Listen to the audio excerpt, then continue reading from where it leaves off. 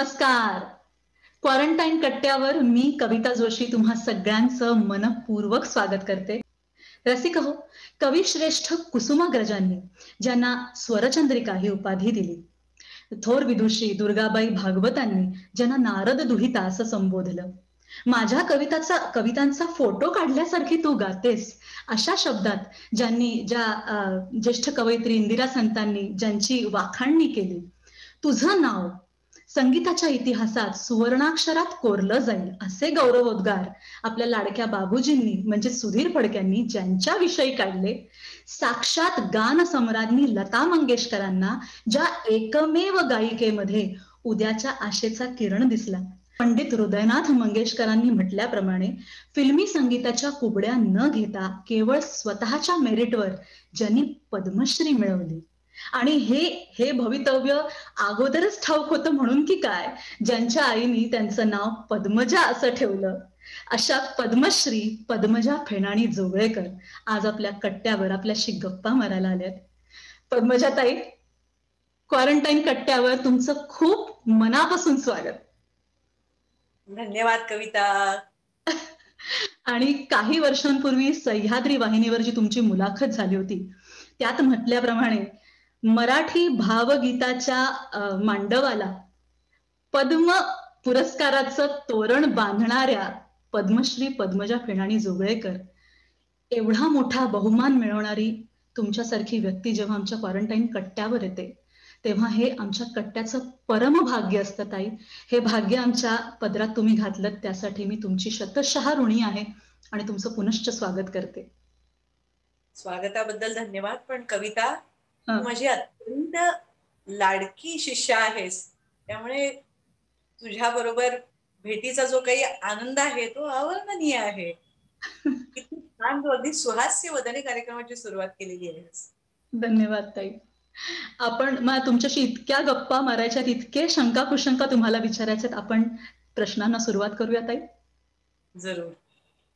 अगदी पहिला प्रश्न म्हणजे, तुम्ही विविध भाषांमध्ये मराठी, हिंदी, उर्दू भाषात उत्तमोत्तम काव्य निवडून त्याला स्वरबद्ध करून अशा रचना आपल्या कार्यक्रमात सादर करत असतानाच त्याच्या जोडीला त्या रचनांना सुसंगत अत्यंत अभ्यासपूर्ण असं निवेदनही तुम्हीच करता.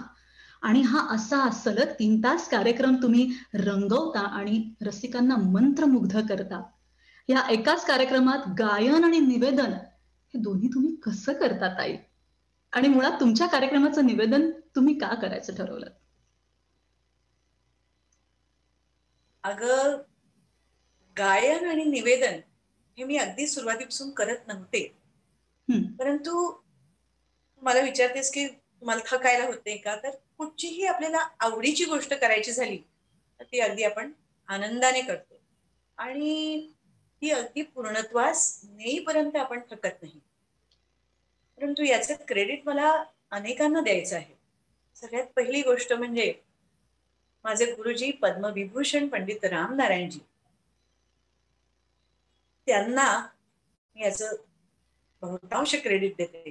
कारण जेव्हा माझं कॉलेजचं शिक्षण चालू होतं तेव्हा मायक्रोबायोलॉजीची जेव्हा प्रॅक्टिकल्स चालायची, 4-4 तास उभं राहून, त्याच्यानंतर लेक्चर्स, त्याच्यानंतर 3 वाजता घरी पोचायचे, थोडंफार खाऊन गुरुजींकडे जायचे आणि त्यानंतर सलग 4 ते 5 तास मांडीवरती मोठ्या भोपळ्याचा तानपुरा घेऊन बसायचे आणि पलट्यांचा रियाज चालायचा. तर पलट्यांचा रियाज हा इतका, त्यावेळेला माझं वय खूप लहान असल्यामुळे मला तो कंटाळवाणा वाटायचा. आपले सारेगगरेसा बराच वेळ आपलं चालायचं. परंतु आता त्याचं मला महत्व कळतं, कारण मांडी घालून इतके तास बसणं, 4 ते 5 तास बसणं आणि त्यानंतर जराही थेंबर पाणी न पिणं किंवा न उठणं कुठल्याही गोष्टीसाठी, ही इतकी शिस्त लावून गेलं ना की ती गोष्ट अंगवळणीच पडली, माझ्या सवय झाली त्या गोष्टीची. त्यामुळे 3 तास कार्यक्रम करणं हे फार सहज वाटायला लागलं. त्याचं श्रेय गुरूंना देते, तितकं श्रेय माझ्या आईला, शैलजा फेणाणी, हिला मी देते. कारण कधी कधी असा कंटाळा आला की नाही बाबा तर आज खूप थकायला झाले किंवा आज अंगात कणकण वाटते, असं जरा जरी म्हटलं तरी ती म्हणायची नाही बाबा हे चालायचं नाही, एवढे महान गुरु तुला मिळालेले आहेत तर तू त्याचं सोनं केलं पाहिजेस. त्यामुळे तू शिक्षण आत्ता जे या वयामध्ये ते शिक्षण घेणं अत्यंत गरजेचं आहे, त्यामुळे तू गेलंच पाहिजेस. हा हट्ट तिने धरला आणि त्यामुळे मला वाटतं मी हे सगळं करू शकले आणि त्याची सवय झाली. आणखीन एक मला महत्वाचं सांगायचं, तू निवेदन कधीपासून करायला लागलात हे हं, विचारलंस, तर कसं करायला लागलं? तर हे मी ज्यांच्याकडून शिकले निवेदन करणं, ते माझ्या सर्व अल्बम्सचे प्रायोजक पण आणि नाशिकच्या कॅन्सर जेनेटिक्सचे डायरेक्टर ज्यांची मी मानस कन्या आहे, ते बाबा दातार उर्फ भालचंद्र दातार, त्यांनी मला स्वतःहून निवेदन तूच कर असा आग्रह धरला, हट्ट धरला. आणि कधी कधी काय होतं की इतर जे कोणी निवेदक असतात क्वचित, ते त्यांच्या इतर काही जोक्समुळे विषयांतर घडण्याची शक्यता निर्माण होते. त्यामुळे बाबा दातारांनी मला निवेदन कसं करावं याचा अक्षरशः वस्तुपाठच घालून दिला. हं. आणि 2 गाण्यांच्या मधलं निवेदन कवितेच्या इतकंच दर्जेदार झालं पाहिजे, त्याच पातळीवर झालं पाहिजे, हं, हे त्यांनी माझ्या मनामध्ये रुजवलं. हं, त्यात कवीबद्दलची माहिती हवी. जेव्हा तुम्ही त्या कवितेचा अभ्यास करता तेव्हा त्या कवीचे अनुभव काय किंवा त्यांची पर्सनॅलिटी काय होती, व्यक्तिमत्व त्यांचं काय होतं, त्यांचा स्वभाव काय होता, हे हं, जेव्हा तुम्ही जाणून घेता तेव्हा तुम्ही त्यांच्या अंतरंगात शिरू शकता, हं. कवीच्या अंतरंगात शिरू शकता की ही व्यक्ती कशी आहे. आणि त्याचं प्रतिबिंब कवितेमध्ये पडलेलं असतं. त्यांच्या स्वभावाचं, प्रत्येकाचं स्वभावाचं प्रतिबिंबच त्यांची कविता ही असते. त्यामुळे त्या व्यक्तीला तिथे साकारणं, वाह! रसिकांसमोर साकारणं, प्रत्यक्ष ही व्यक्ती तिथे उभी करणं, कवितेमधून उभी करणं, त्यांच्या व्यक्तिमत्वातून त्यांचे जे काही गुणधर्म आहेत ते त्यांच्याविषयी सांगून हे ती उभी करणं, हे जर जमायला लागलं तर रसिकांना असं वाटतं की अरे आपण यांना प्रत्यक्ष पाहिलं आहे. कुसुमाग्रज असतील किंवा विंदा असतील किंवा इंदिरा संत, लताबाई, अटलजी, व्ही पी सिंग यांच्या मी हळूहळू अ, नकलाही करायला शिकले. हो. शिकले म्हणजे रक्त नकला करणं, विनोद बुद्धी किंवा नकला करणं हे माझ्या वडिलांकडनं मला आलेलं आहे. अग परंतु हे कार्यक्रमात सादर करणं ते इतकं मिळतं जुळतं त्याच्यातून यायला पाहिजे. एखादा झरा अखंडपणे वाहतोय अशा प्रकारे हे निवेदन आलं पाहिजे, हं, असं मला बाबा दातारांनी त्याचा अभ्यास घेतला. हं. आणि हे जर केलं नकलांसह त्यांच्या आवाज मी आता दीदींच्या काही मी गमती जमती जेव्हा सांगते तेव्हा दीदींना जेव्हा मी प्रत्यक्ष भेटते तेव्हा अक्षरशः व्हिडिओ काढल्यासारखं माझे डोळे विस्फारून मी त्यांना माझ्या डोळ्यात सामावून घेते. आणि हं. त्या जेव्हा माझी नक्कल करतात तेव्हा म्हणतात की पद्मेशा तुम्ही जेव्हा गाता तेव्हा दोन्ही हात असे असे असे करून गातायचे तेव्हा मला खूपच मजा येते. पाहत आहे ताई. वाह! अच्छा जी, मेरी कविता तो कोई गा नहीं सकता क्योंकि मैंने वो मक्खन में लिखी है. हे जेव्हा मी स्टेजवरून म्हणत असते हं. तेव्हा ती ती व्यक्ती माझ्या आतमध्ये संचारलेली असते. वाह! कशी मला माहिती नाही हे परमेश्वराची देणगी असेल किंवा वडिलांकडनं आलं असेल, परंतु हं, याला दातारबाबांनी खतपाणी घातलं. हं. आणि त्यांनी सुरुवातीच्या काळात मला निवेदन लिहून दिलं. हां. पण हळूहळू जसं एखाद्या लहान मुलाला आई चालायला शिकवते, तेव्हा त्याचं बोट धरून, आईचं बोट धरून ते बाळ चालतं. आणि हळू मग बाळाला कॉन्फिडन्स आला, की आई बोट सोडून देते आणि मग बाळ ते हां. जसं धावायला लागतं, तशी परिस्थिती हळू निर्माण व्हायला लागली आणि मग माझं मी स्वतः लिहायला लागले. मला बाबांनी अ, केवळ निवेदन करायला नाही तर मला वाचायची सवय लावली. हे हां. वाच, ते वाच. कविता अ, आतमध्ये मुरली पाहिजे. त्याचे सप्तरंग उलगडले पाहिजेत. म्हणजे एखादा किरण जर प्रिझम मधून गेला, तर त्याचे समोर दुसऱ्या बाजूने जे सप्तरंग उलगडतात, ते त्यातले प्रत्येक रंग तुला दिसले पाहिजेत. म्हणून तू त्या पद्धतीने अभ्यास कर. मग आमची डिस्कशन्स व्हायची. आणि मग हळूहळू त्यातून मग माझं निवेदन लेखन हे सगळं साकारत गेलं. आणि ही एक त्यांची अतिशय महत्वाची गोष्ट केली ते म्हणजे मला त्यांनी माझ्या आयुष्यात घडलेले या थोरा मोठ्यांच्या संगतीतले जे काही प्रसंग होते ते त्यांनी लिहून काढायला त्यांनी मला अक्षरशः हट्ट केला की नाही तू आज रात्री उशिरा झोपलीस तरी चालेल पण ते हे सगळं लिहून काढ. त्याचा मला खूप फायदा झाला. आणि असं मला वाटतं की हे निवेदन हे 2 गाण्यांच्या मधला केवळ दुवा नसून तो मला आणि रसिकांना जोडणारा दुवा ठरायला पाहिजे. मग त्यांची लोकांची इन्व्हॉल्वमेंट रसिकांची त्याच्यात होते. आणि अनेकदा इतक्या उत्स्फूर्त गोष्टी घडत असतात.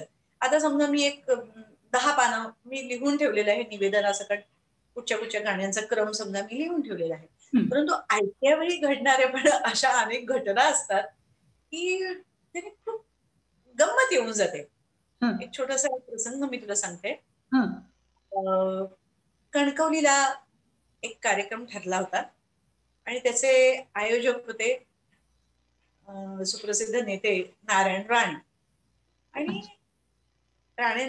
राणेसाहेब स्वतः कार्यक्रमात त्या दिवशी उपस्थित होते. अगदी आमच्या समोरच पहिल्या रांगेत ते बसले होते. आणि तो आठवडा असा गेला की नुकतंच ते काँग्रेसमधून भाजपमध्ये आले होते. त्यामुळे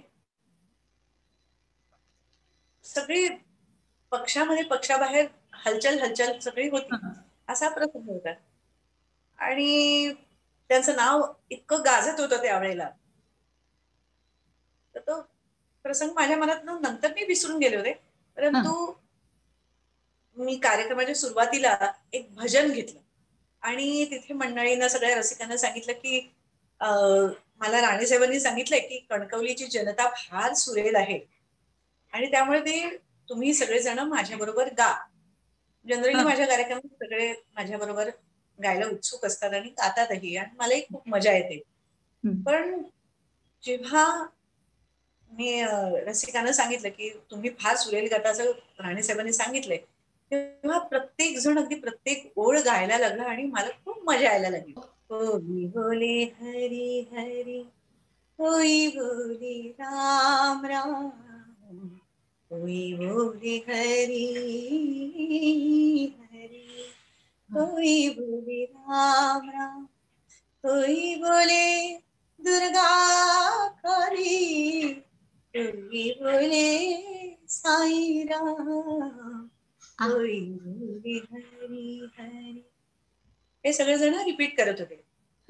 होई बोले नारायण नारायण नारायण नारायण नारायण नारायण नारायण नारायण नारायण नारायण नारायण. हे जे माझ्या बरोबर ऑडियन्स गात होता मला अचानक मी म्हटलं हो राणेसाहेब म्हटलं पक्षातले आणि पक्षाबाहेरचे हे सगळेजण आता तुमच्या नावाने असंच नारा देत आहेत असाच जप करत आहेत की नारायण नारायण.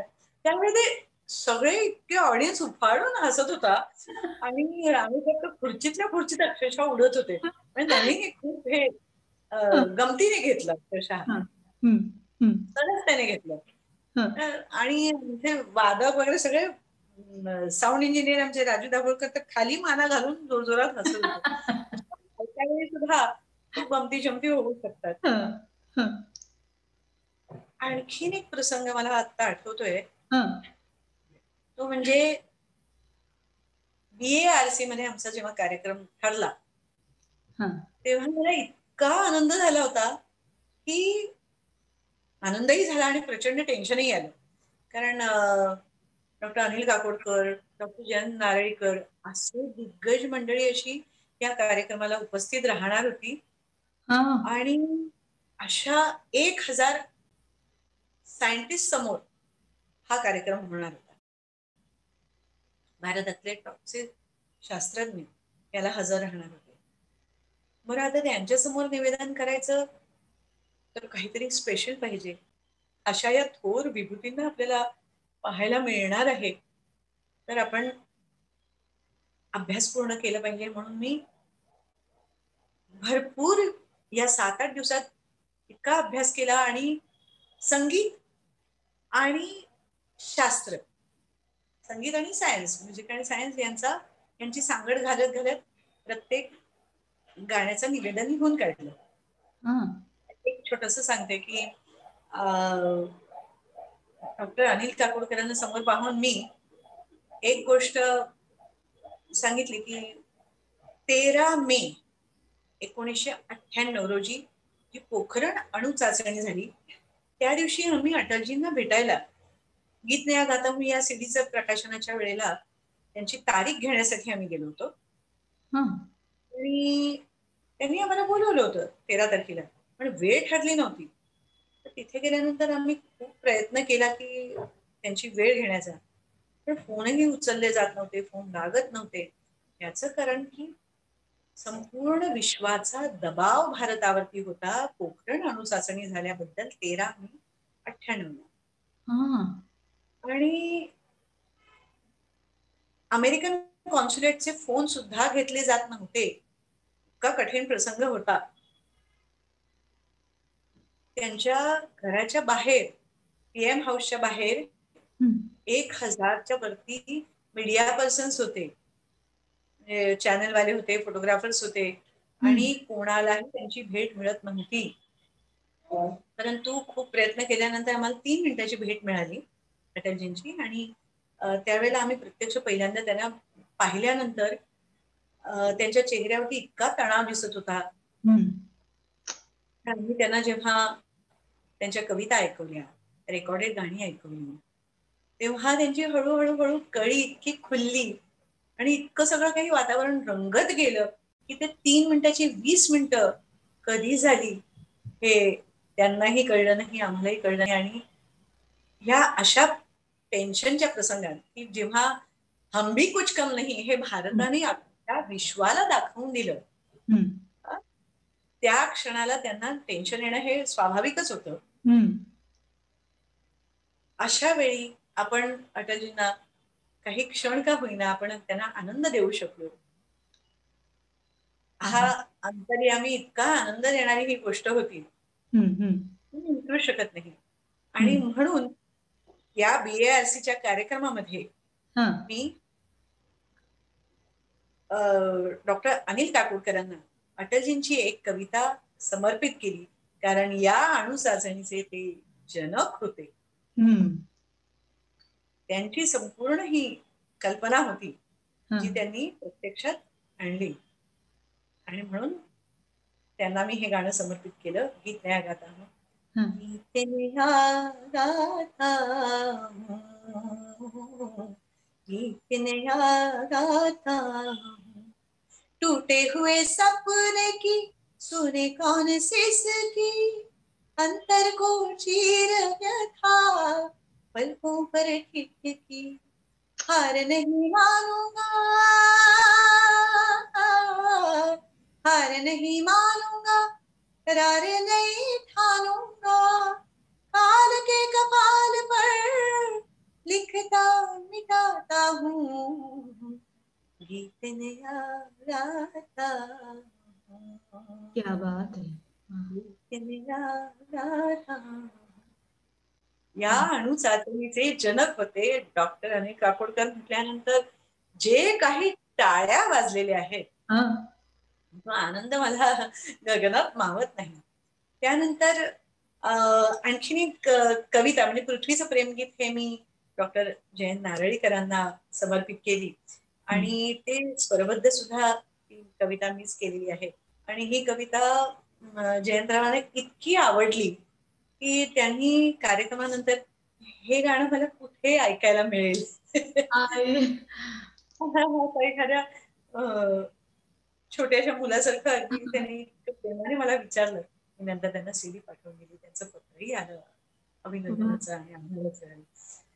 तर अशा गमती जमती अनेकदा घडतात. एकापेक्षा एक असे सुंदर प्रसंग परमेश्वराने माझ्या उंजळीत घातलेले आहेत. त्यामुळे मला बाबा दातारांनी सांगितलं की गाण्यासाठी एखाद्या कार्यक्रमामध्ये गाण्या इतकंच निवेदनाचा सुद्धा रियाज करण्याची अत्यंत गरज आहे. आणि त्यामुळे तो अभ्यासपूर्ण निवेदन प्रत्येक कार्यक्रमातलं वेगळं असतं. त्याचा अभ्यास करून गेलेलं खूप फायद्याचं ठरतं. वा ताई, मग अशा प्रकारे तुम्ही एक अत्यंत समर्थ गायिका, अत्यंत उत्कृष्ट अभ्यासू संगीतकार, गुरु म्हणून आम्हाला तुम्ही परिचित होतातच. आणि अचानक एकदम महाराष्ट्र टाइम्स मध्ये माझे अध्यात्म या सदराखाली तुमचे लेख आम्ही वाचले आणि तुमच्यातली समर्थ लेखिका आमच्या समोर आली आणि मला म्हटलं, अरे हे काय आहे, हे लेखन आणि तेही अध्यात्माविषयी असं करावंसं का वाटलं ताई? करावंसं वाटलं म्हणण्यापेक्षा माझ्यावरती थोडस ते प्रेमाने लादलं गेलं, पण हं, नंतर त्याचा मला खूप फायदाही झाला. तो प्रसंग असा होता की एक फार मोठा कोकणातला दौरा आटपून मी दमून भागून प्रवास करून आले होते आणि अचानक सुप्रसिद्ध विज्ञान लेखक पत्रकार महाराष्ट्र टाइम्सचे श्रीराम सिधये हं. यांचा मला फोन आला. इतके थकले होते की मला बोलायची सुद्धा इच्छा नव्हती, पण त्यांनी एक मला आनंदाचा म्हणा किंवा धक्का दिला आणि ते मला म्हणाले की अहो, आता सध्या ज्योती भास्कर, जयंतराव साळगावकर, परमपूजनीय पांडुरंग शास्त्री आठवले आणि अशी अनेक दिग्गज मंडळी अध्यात्मातली, हं, तसंच नामवंत लेखिका डॉक्टर विजया वाड, शिरीषताई पै, अत्र्यांची कन्या, हं. हे सगळे आता सध्या लिहित आहेत. आणि याच्या पुढचे जेव्हा एपिसोड्स येतील तेव्हा तुम्ही लिहावं माझं अध्यात्मासाठी, अशी माझी खूप मनापासूनची इच्छा आहे. म्हटलं हो, काहीतरीच काय, माझं वय पण नाहीये, हां. 2008 सालची ही गोष्ट. अध्यात्मावरती लिहायचे माझा अधिकारही नाही आणि माझं वयही नाही. तर ते म्हणाले, अहो असं काही नसतं, अध्यात्म म्हणजे काय म्हातारपणीच लिहितात असं काही नसतं. हां. तुम्ही तुमचे कार्यक्रमामध्ये जे काही तुम्ही निवेदन करता किंवा तुम्ही जे काही प्रेक्षकांना समजावून सांगता ते इतकं सुंदर असतं. मी तुमचे अनेक कार्यक्रम ऐकलेत. मी ते ऐकून मी त्यांना टाळण्याचा खूप वेळ प्रयत्न केला, पण ते टाळण्याचा आग्रह सोडेनात. हां. तेव्हा मी म्हटलं, अहो, जर माझे अनुभवच जर लिहायचे झाले तर मी प्रयत्न करते, कारण संगीत हेच माझं अध्यात्म आहे आणि सूर हाच माझा परमेश्वर आहे. त्यामुळे मी प्रयत्न करते. इथपर्यंत मी हळूहळू तयार झाले.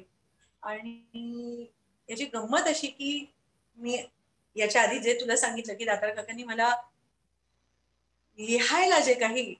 प्रवृत्त केलं, की तुझ्या आयुष्यातले जे महत्वाचे मोठे मोठे प्रसंग आहेत, कुसुमाग्रज म्हणा किंवा बालमोहनचे दादासाहेब रेगे म्हणा किंवा इंदिरा संत अटलजी, ही सगळी मंडळी, लता दिदी, यांच्याबद्दलचे जे आयुष्यातले महत्वाचे प्रसंग लिहून ठेवण्याचा जो काही मी सपाटा लावला होता, इव्हन हं. दुर्गाबाई भागवत, तर ते सगळे लेख माझ्या या कामी आले आणि मला वाटतं 10 एपिसोड्स मी लिहिले. त्यापैकी जवळपास 7-8 लेख माझे असेच डायरीमध्ये तयार होते. आणि वाह! ही खूप म्हणजे माझ्या मनालाही आधार देणारी ही गोष्ट होती. आणि मला हे लेखन मला खूप काही शिकवून गेलं. म्हणजे हां. 500 शब्दांमध्ये कसं लिहायचं, अगदी त्याचं जिस्ट आलं पाहिजे. म्हणजे 1000 शब्दाचा मी जर समजा लेख लिहून ठेवला तर तो 500 मध्ये करताना काय केलं गेलं पाहिजे, कुठले शब्द काढून टाकले पाहिजे, काटछाट कुठे केली पाहिजे, आणि तरीही त्याचा भाव बदलला नाही पाहिजे. जे हं. मला काय म्हणायचं ते संपूर्ण त्यात आलं पाहिजे. या हं. सगळ्या गोष्टी त्यात मला शिकायला मिळाल्या. आणि एक अध्यात्म म्हणजे काय, ही आत्मपरीक्षण करायची, आत्मशोध घ्यायची ही सुंदर संधी मला देवाने दिली आणि एक वेगळा आत्मविश्वास माझ्यामध्ये संचारला.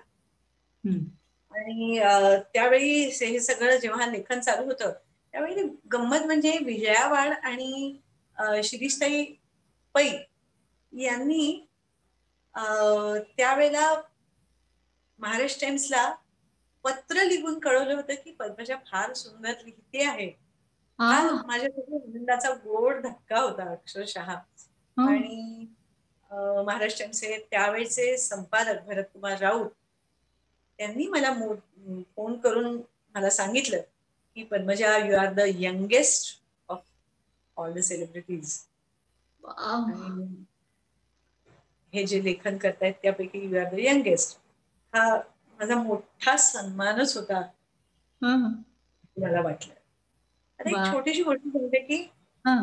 अध्यात्म ही गोष्ट म्हणजे जेव्हा तुम्ही एखाद्या गोष्टीमध्ये शिरता, एखादी गोष्ट करत असता, तेव्हा तुमचं हरवून जाणं म्हणजे अध्यात्म, हे मला हळूहळू हळूहळू कळायला लागलं. जेव्हा एखादी गरम गरम पोळी तुमच्या पानामध्ये येते, त्यावेळी त्याचे पदर आपण उलगडत उलगडत आपण जेव्हा खात त्याचा आस्वाद घेत असतो, आह! तेव्हा आपण कोण आहोत हे आपण स्वला विसरून जाणं आणि त्याचा आनंद घेणं म्हणजे अध्यात्म, हे मला लिहिता लिहिता उमगायला लागलं. आहा!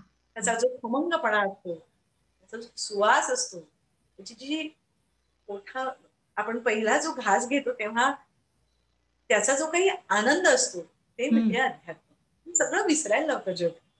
वाह! आणि जसं तुम्ही नेहमी म्हणता, त्याप्रमाणे संगीत हेच तुमचं अध्यात्म आणि सूर हाच तुमचा परमेश्वर. खरंय. तर हे जे तुम्ही म्हणता नेहमी, संगीत हे तुमचं अध्यात्म आणि सूर हा तुमचा परमेश्वर.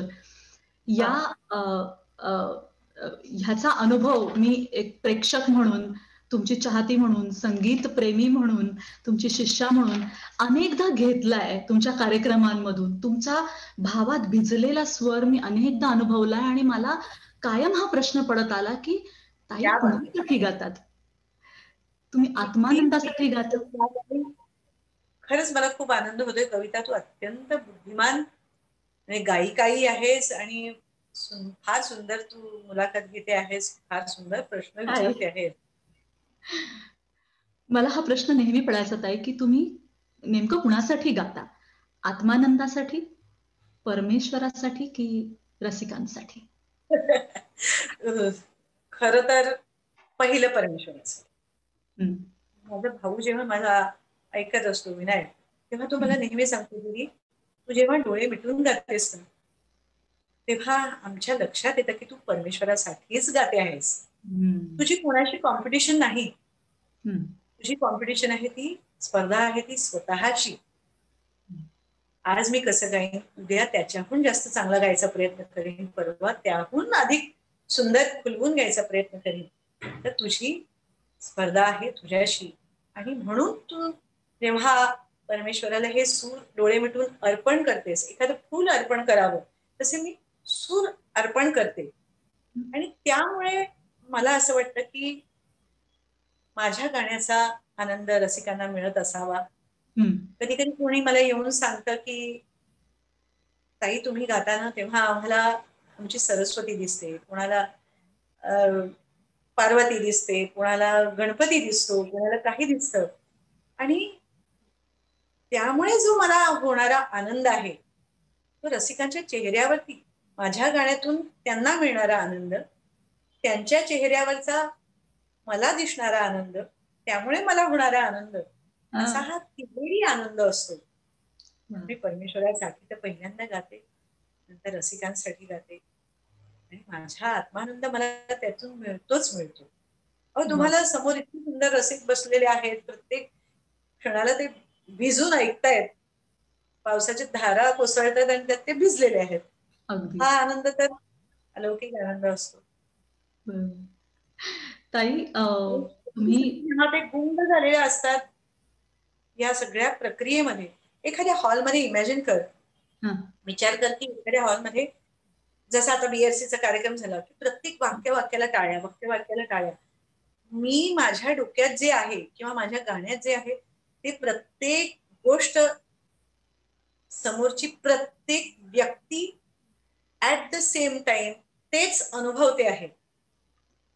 हा अलौकिक प्रसंग असतो आणि म्हणून हळूहळू हळूहळू मला प्रेक्षकांमध्ये सुद्धा परमेश्वर दिसायला लागतो. क्या बात आहे. ताई, अशी वेगवेगळी रूप तुम्ही घेता, अशा वेगवेगळ्या भूमिका तुम्ही निभावता, अत्यंत समरसून आणि अत्यंत भरभरून तुम्ही जगता. गायिका, संगीतकार, लेखिका, निवेदिका, उत्कृष्ट गुरु, उत्तम आई, उत्तम माणूस, अशा बापरे बापरे. अशा अनेकविध भूमिका जगत असताना प्रत्येक भूमिकेमध्ये परफेक्शन असावं हाही तुमचा आग्रह असतो. पण इतक्या सगळ्या गोष्टी एकत्र करत असताना वेळ आणि ऊर्जा खर्ची पडते. तरीही तुम्ही हे सगळं कसं साधता आणि तरीही इतक्या प्रसन्न आणि चैतन्यपूर्ण कशा असता? आव. तेच तुमच्यासारखे तुम्ही मंडळी मला माझ्यामध्ये चैतन्य भरभरून देतात. माझ्या आजूबाजूची सगळी मंडळी, नातेवाईक मंडळी, अगदी तुम्ही पासून माझे आई वडील पासून माझे भाऊ बहीण, आदित्य सुद्धा, आणि माझी सगळी शिष्य मंडळी, रसिक मंडळी, सगळ्यांनी मला हे चैतन्य भरभरून दिलेलं आहे. परमेश्वराने ही ताकद, ऊर्जा माझ्या उजळीत टाकलेली आहे. आणि मला जे कवी लाभले ते सुद्धा एकापेक्षा एक इतके असे ग्रेट होते की त्यांच्या कवितांमधून सुद्धा मला भरपूर ऊर्जा मिळाली. आणखीन एक गोष्ट अशी की परफेक्शन परफेक्शन बद्दल तू मला म्हणालीस. माझे वडील स्क्रेपर बोर्ड आर्टिस्ट, जे जे स्कूल ऑफ आर्टचे गोल्ड मेडलिस्ट त्यावेळेचे, 45 वर्षापूर्वीचे. आणि आईने आणि वडिलांनी दोघांनीही परफेक्शनची, प्रिसिजनची इतकी सवय लावली. म्हणजे तू आता इथे बस आणि मी तुला परफेक्शन शिकवतो असं नव्हतं कधी, पण त्यांच्या कृत्यामधूनच आम्हाला ते आपोआप शिकायला मिळालं. आता माझी आई कागदी फुलं सुंदर करायची आणि निशिगंधाची, रजनीगंधाची वगैरे फुलं जेव्हा ती करायची ना, तर त्यावेळेला त्या कागदांवरती अक्षरशः माशा येऊन बसायच्या. ते जिवंत असायचं. प्रत्येक गोष्टीमध्ये चैतन्य ओतून काम करणं, जीव ओतून काम करणं. आणि प्रायोरिटीज मात्र मी पहिल्यापासून ठरवल्या होत्या. आणि रोज रात्री झोपताना उद्या काय आपल्याला करायचं आहे याची मी लिस्ट करून ठेवते. आणि ही माझ्या वडिलांची सवय. डायरी ही इतकी वेल मेंटेन्ड असायची की दुसऱ्या दिवशी हे काम करायचं, नंबर 1, नंबर 2 अशा त्यांच्या प्रायोरिटीज दिलेल्या असायच्या. आणि ते झालं की कामाची टिक करायची. हा इतका वेगळा आनंद असतो, काम झालंय बाबा माझं. तो आनंद तर मी रोज रात्री घेतच असते. उद्या ही कामं करायची आहेत आणि आज ही झालेली आहेत. तर नंबर 1, नंबर 2 अशा या प्रायोरिटी दिवसागणिक मात्र बदलत असतात. आणि कधी कधी काही मनाविरुद्ध सुद्धा कामं सोडून द्यावी लागतात आपल्याला. काही आपण नंतर करूया असं ठरवून करावं लागतं.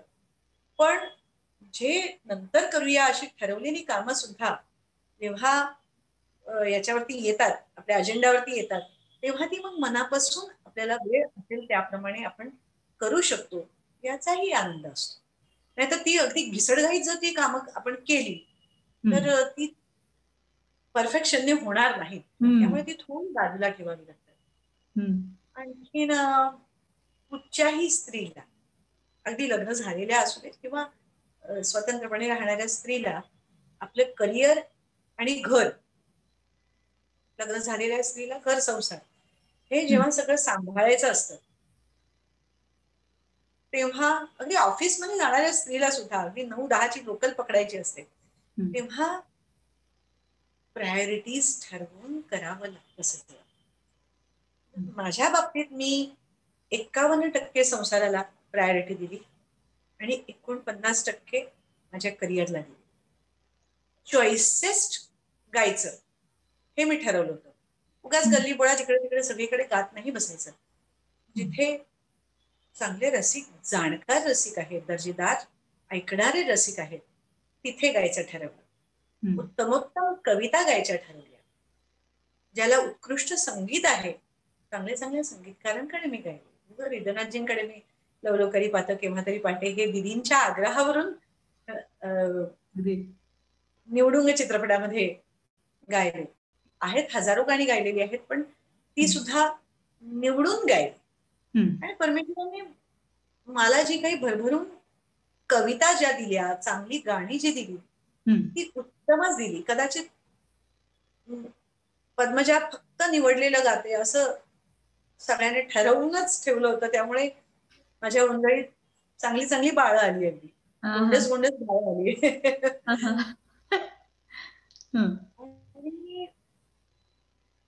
जरी मी म्हटलं तुला की मी 49% संगीताला महत्व दिलं किंवा 51% संसाराला महत्व दिलं.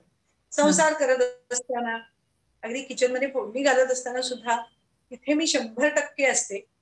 आदित्यचा डबा भरताना 100% असते. सुनीलला जीव खाऊ घालताना किंवा इतरांना पाहुण्यांना सुद्धा काही करून वाढताना मी मनापासून करते. आणि संगीतात रेकॉर्डिंग असो, लाईव्ह कार्यक्रम असो, त्या त्या ठिकाणी तेव्हा तेव्हा मी 100% द्यायचा प्रयत्न मात्र करते. त्याच्यासाठी 200% मी अभ्यास करते. ताई, तुम्ही गेली अनेक वर्ष म्हणजे ज्ञानदानाचं काम करताय, तुम्ही संगीत शिकवताय, अनेक उत्तमोत्तम शिष्य घडवत आहात.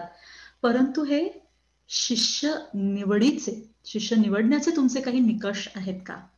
आणि तुमचा वारसा तुमच्या शिष्यांनी कशा प्रकारे पुढे चालवावा किंवा तुमच्याकडून नेमकं त्यांनी काय घ्यावं असं तुम्हाला वाटतं? बापरे बापरे, खूप मोठे मोठे प्रश्न आहेत, पण करण्याचा प्रयत्न करते. शिष्य निवडताना एकतर मी सगळ्यात पहिल्यांदा त्याचं गाणं ऐकते, ऐकून ठरवते. त्याशिवाय संगीतावरती प्रेम पाहिजे, त्यानंतर माझ्यावरतीही प्रेम पाहिजे. दोन्ही असेल तर उत्तम. कधी कधी गाणं थोडंसं कमी असतं, पण माझ्यावरच्या प्रेमामुळे त्यांना माझ्याकडेच शिकायचं आहे असा काही विषयांचा हट्ट असतो. तेव्हा मी अतिशय प्रेमाने तर शिकवतेच, पण नाहीतर त्यांना कोण शिकवणार? त्यांना जेव्हा आतमध्ये जबरदस्त इच्छा असते की मला यांच्याचकडे शिकायचं आहे, तेव्हा मी तोही आग्रह त्यांचा मान्य करते. आणि मला जे काही माझ्या गुरूंनी दिलेलं आहे ती अनुभवाची शिदोरी त्यांच्यासमोर खुली करते. आता कविता, तू एक उत्तम कलावंत आहेस आणि म्हणजे तू गायिका आहे, नाट्य कलावंत आहे. मी तुझा प्रिझनर्स डायलेमा ह्या नाटकामध्ये मी तुला काम करताना पाहिलेलं आहे. अफलातून अफलातून, आणि ते खरं अध्यात्म आहे बरं का. तू जेव्हा विसरून त्याच्यातली जी मोलकर्णीची भूमिका केलेली आहेस, इतका राजस तुझा चेहरा आहे, पण तू मोलकर्णीची भूमिका निभावताना तू तो संपूर्ण तिचं जे काही त्याच्यात घुसलेली आहेस, ते करणं अत्यंत आवश्यक असतं. मी माझ्या शिष्यांना लेखन केलं पाहिजे, भरपूर वाचन केलं पाहिजे, हेही सगळं त्यांना सांगत असते. नुसतं शिष्य आहेत म्हणून फक्त गाणं शिकवणं असं नसतं, कारण तुमच्या आतून ते भाव प्रकट झाले पाहिजे. गाण्याचा आत्मा तुम्हाला कळला पाहिजे. त्याच्यासाठी वाचन हे अत्यंत आवश्यक आहे. वाचनामुळे तुमचे संवेदना तुमच्या जागृत होतात असं मला वाटतं. आणि इतर कामं करतानाही मी सगळ्यांना सांगते की बरं, तुम्हाला प्रत्येकाची अडचण असतेच की आज मला वेळ मिळत नाहीये, हे वेळ मिळत नाहीये. मला अशी गंमत वाटते की मी भांडी विसळत असताना म्हणा किंवा मी लिफ्ट मधनं खाली जात असताना सुद्धा मी इतकं गुणगुणत असते, सहजरित्या गुणगुणत असते की जेव्हा समोर कोणीतरी येऊन उभं टाकलेलं असतं लिफ्टमध्ये, तेव्हा ते म्हणतात, अरे वा, छान, आज आम्हाला गाणं ऐकायला मिळालं. मी जागी होते, अरे बापरे, आपण लिफ्ट मधनं जाताना सुद्धा आपण गाणं गुणगुणतोय. इतकं ते आत मुरलं पाहिजे असं प्रेम जी शिष्यमंडळी करतात त्यांना शिकवणं मला फार सहज सोपंही होतं. अशा प्रकारे शिष्य निवडीचं काम होतं गाणं ऐकून प्रथम, आणि मग मी ठरवते की याला कितपत आपल्याला शिकवणं गरजेचं आहे. कधी कधी उपजत घेऊन आलेले असतात, कधी कधी आवाज घडवावा लागतो पलटे करून.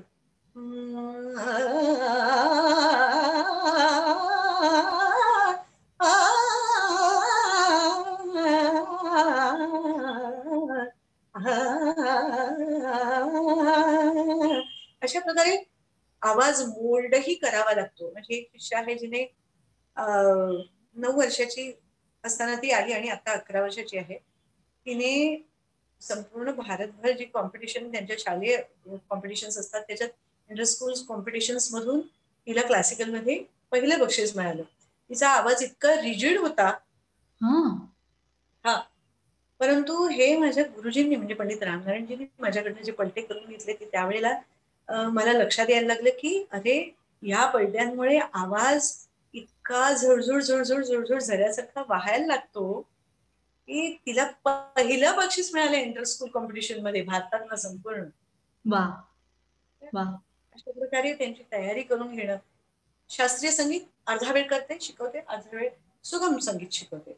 आणि मला असं वाटतं की माझं गाणं हे म्हणजे माझ्या गाण्यातला भाव हा मूळ आत्मा आहे आणि तो गाठण्यासाठी वाचन करणं आवश्यक आहे.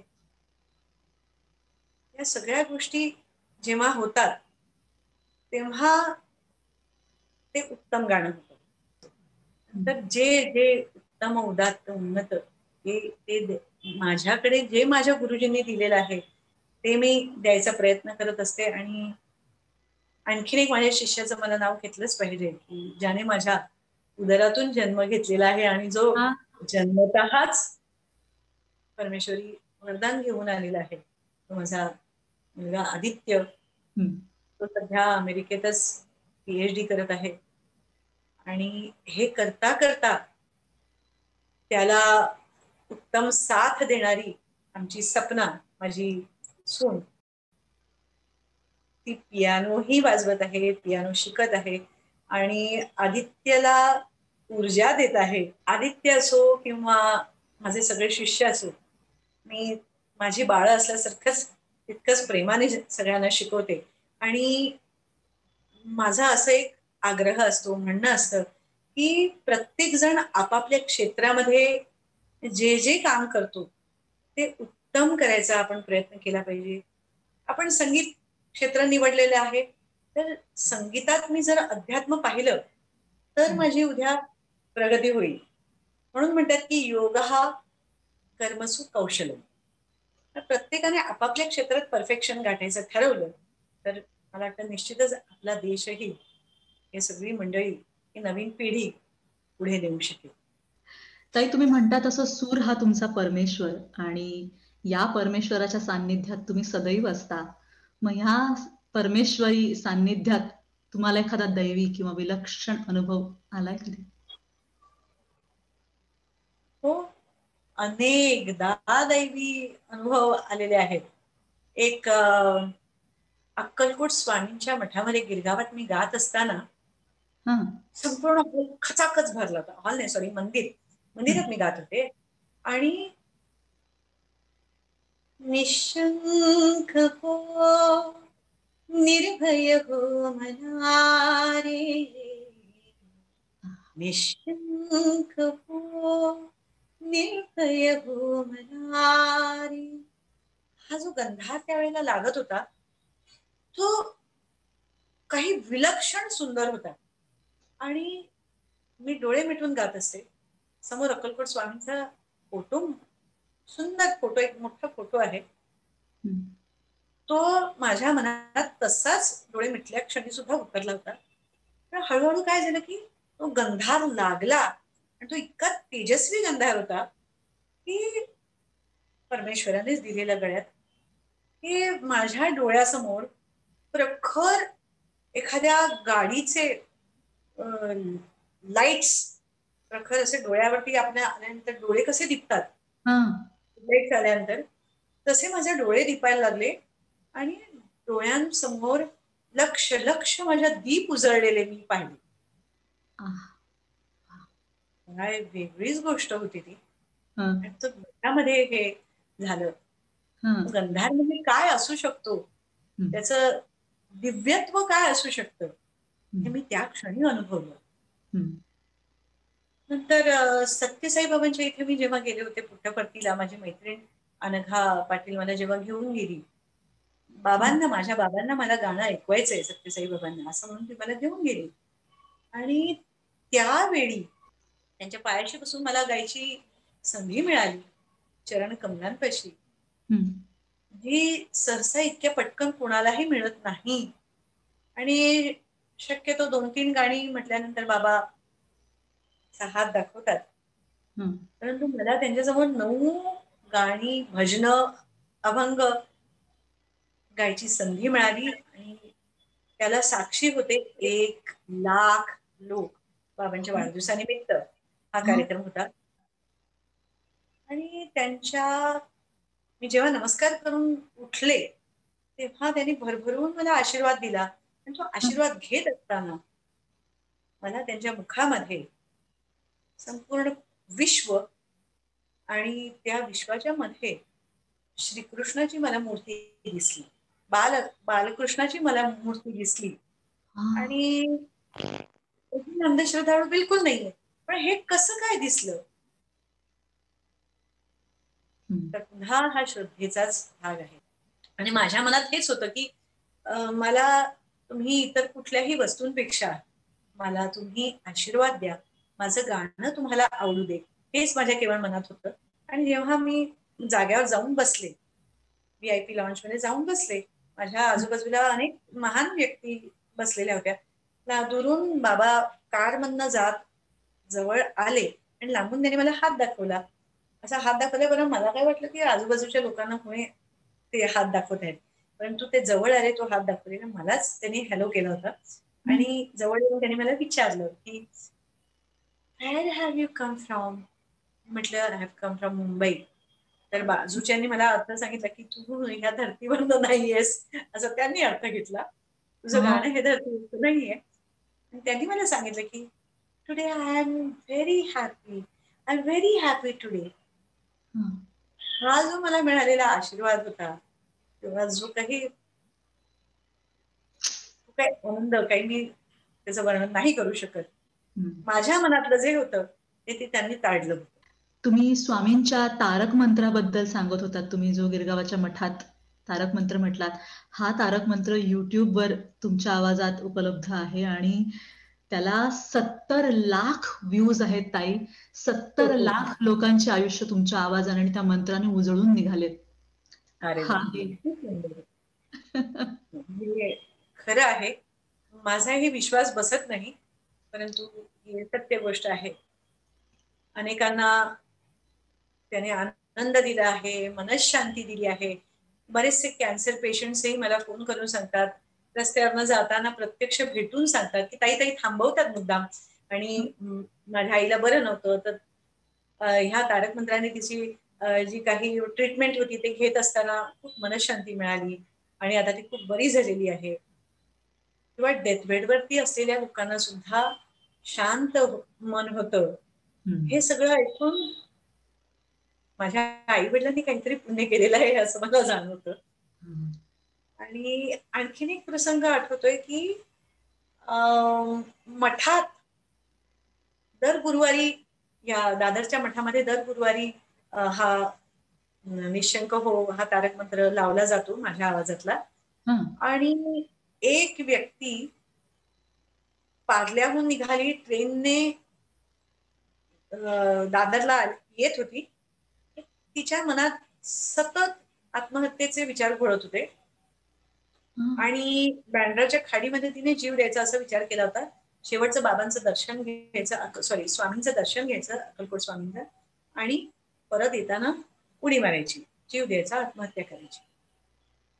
परंतु ती इथे आली, मठात आली, तिने तारक मंत्र ऐकला, निशंक हो निर्भय हो मनारे, प्रचंड स्वामी बळ पाठीशी. हे ऐकलं आणि तिने विचार बदलला आणि ती गळागळा रडायला लागली. तर तिने विचारले या कोण गात आहेत, काही वर्षांपूर्वीची गोष्ट आहे ही, आणि कोण गात आहेत? तर त्यांनी सांगितलं पद्मजाताईंची ही CD आहे, ही मला कुठे मिळू शकेल? तर त्यांनी सांगितलं ही इथे आमच्याकडे तर एकच रेकॉर्डिंग आहे, तर हे आमच्याकडे नाहीये. मग त्यांचा मला फोन आला की असं असं ती व्यक्ती म्हणते आहे, ती आत्महत्या करण्यासाठी निघालेली व्यक्ती, ती आता म्हणते की मला हे गाणं ऐकायचंय पुन्हा, मी विचार माझा बदलते आहे. म्हटलं अरे वा, खूप छान. तर त्यांना कुठे हे गाणं मिळू शकेल? म्हटलं त्या व्यक्तीला माझ्याकडे घरी पाठवा, माझ्या मी जवळच राहते. आणि मी त्या व्यक्तीला मी ती सीडी दिली आणि नंतर आज ती व्यक्ती खूप मोठ्या पदावरती काम करत आहे. खूप चांगलं घडवलंय परमेश्वराने, तिला खूप चांगला आशीर्वाद दिलाय. मला आनंद होतो या सत्कर्मामध्ये माझा खारीचा वाटा आहे. वा वा ताई, वा वा. माझ्या अंगावर काटा आला ऐकताना हे. ताई, तुम्ही खरोखरच खूप परमेश्वर घडवून घेतो, अगं माझ्या हातून करवून घेतो. म्हणजे प्लेटलेट डोनेशन असेल किंवा अंध विद्यार्थ्यांना गाणं शिकवणं, या गोष्टी तो करवून घेतो. मी काही करत नाही, तो बुद्धी देतो, तोच करतो. त्यांनीच तुम्हाला अशी बुद्धी दिली ताई, की जेव्हा तुम्हाला पद्मश्री मिळाली त्यावेळेला तुम्ही पार्टी कुठे केलीत तर आनंदवनात जाऊन केलीत. आदित्यच्या हस्ते तुम्ही तिथे देणगी दिलीत आणि तिथल्या लोकांना आनंद मिळावा म्हणून तुम्ही गायलात. तू केवढा अभ्यास असं करून सुद्धा. आली, मला खरंच तुझा अभिमान वाटतो. I am very proud of you. खूप हे छान. सुद्धा तुम्हीच करू जाणे ताई. तुम्ही खरोखरच खूप भाग्यवान आहात ताई. ज्या थोरा मोठ्यांची साहित्यिकांच्या साहित्य आम्हाला जेमतेम वाचायला मिळतंय कसं बसं, अशा मोठमोठ्या दिग्गजांबरोबर त्यांचा सहवास तुम्हाला लाभला आणि त्या सहवासावर आधारित असे अनेक लेख तुम्ही लिहिलेत जे इतके सुंदर आहेत ताई, की आम्ही त्यांना पाहिलेलं नसलं तरी त्यांचं व्यक्तिचित्र आमच्या समोर उभं राहतं आणि काही काळ तुमचं बोट धरून आम्ही पण त्या सुवर्ण युगाची सफर करून येतो ताई. वा, हे एवढे सुंदर लेख पुस्तकाच्या रूपात कधी प्रकाशित होता त्याची मी वाट बघते, कारण ती पर्वणी असेल संगीतप्रेमींना आणि साहित्यप्रेमींना दोघांना. हे अगं याची मी पण वाट पाहते आहे, परंतु मला कुठून सुरुवात करू हेच कळत नाहीये. की पुस्तक तर काढायचं आहे, अगदी श्रीराम सिद्धे साहेबांपासून अनेक जण याची वाट पाहतात, मला उद्युक्त करतात, अहो लवकर करा लवकर करा का. पण मध्ये मध्ये मध्ये मध्ये काही कार्यक्रम असले किंवा मध्ये अजून काही रेकॉर्डिंग झाली की हे थोडस प्रायोरिटी वाईज मागे पडतं. पण मी ते नक्कीच करणार आहे. वा. विचार चाललेला आहे आणि त्यातूनही आता तुझ्याशी बोलताना माझ्या असं लक्षात आलं की आपण आत्मचरित्र हे प्रायोरिटी नंबर 2 ठरवूया आणि आ प्रायोरिटी नंबर 1 इतरांवरती जे मी कुसुमाग्रज म्हणा किंवा दुर्गाबाई जरासंत यांच्यावरती किंवा इतरही जे ऊर्जा किंवा अशा विषयांवरती वेगवेगळे लेख माझ्याकडून इतर वृत्तपत्रांनी जे लिहून घेतलेले आहेत ते एका पुस्तकामध्ये संग्रहित करावे असं माझा आत्ता माझ्या डोक्यात येत आहे. वा वा जरूर वा.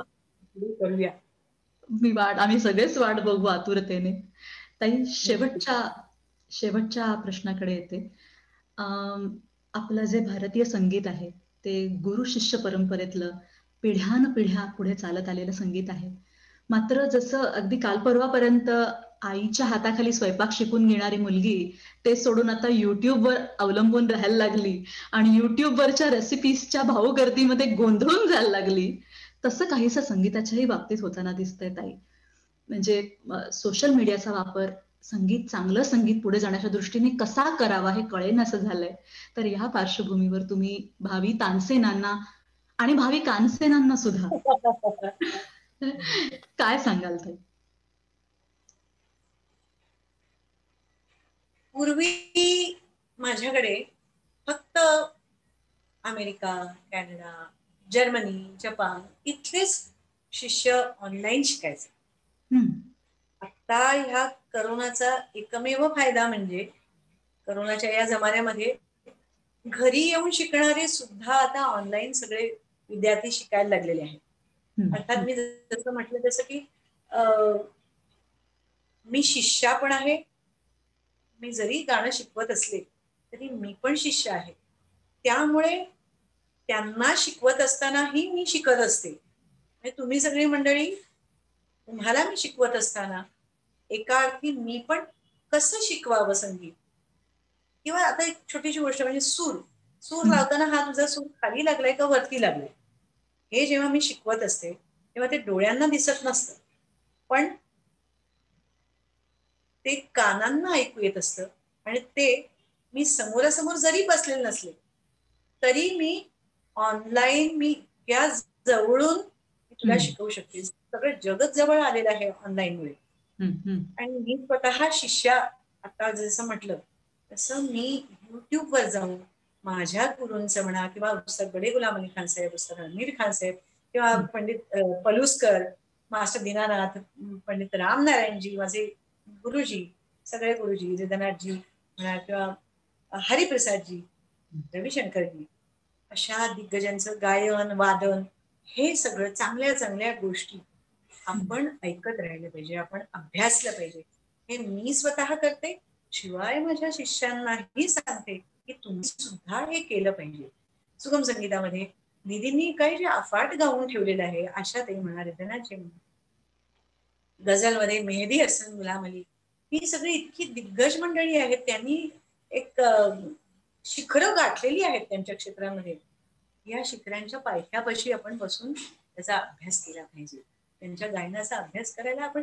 आणि हे एका टक या बटनावरतीच आपल्याला सगळं जग अवेलेबल आहे. हम्म, पूर्वी आमच्या काळी आम्हाला गुरु सांगत असत की आम्ही शिकवताना एकदाच आम्ही शिकवणार, ते तुम्ही पटकन इथे आत्मसात, इथे रेकॉर्ड करून ठेवायचं. हम्म, आजकाल तुम्हाला मोबाईल्स अवेलेबल आहेत, सगळं पूर्वी कॅसेट प्लेअर असून सुद्धा आम्हाला ते अलाउड नव्हतं. हम्म, नाही, कुठचीही गोष्ट ते सांगायचे की मी इथे रेकॉर्ड करायची. कॅसेट वरती गेलं की ते कॅसेट मध्येच राहतं, ते पुन्हा हम्म, ऐकलं जाईल याची शाश्वती नाही.